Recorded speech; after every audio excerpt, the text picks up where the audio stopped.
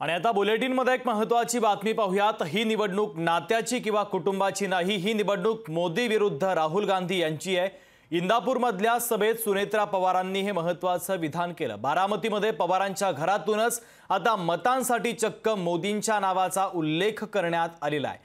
आताची सगळ्यात महत्त्वाची आणि मोठी बातमी आपण पाहतोय। ही निवडणूक नात्याची किंवा कुटुंबाची नाही, ही निवडणूक मोदी विरुद्ध राहुल गांधी यांची आहे। इंदापुरातल्या सभेत सुनेत्रा पवारांनी हे महत्त्वाचं विधान केलं। त्यामुळे आता बारामतीमध्ये पवारांच्या घरातूनच मतांसाठी चक्क मोदींच्या नावाचा उल्लेख करण्यात आला आहे। आपला भारत देश कुणाच्या हातात द्यायची ही निवडणूक आहे आणि आपला भारत देश एका सक्षम हातात देण्यासाठीची आपली भूमिका काय असणार आहे याची ही निवडणूक आहे। अनेक ठिकाणी अनेक गोष्टी बोलल्या जातात।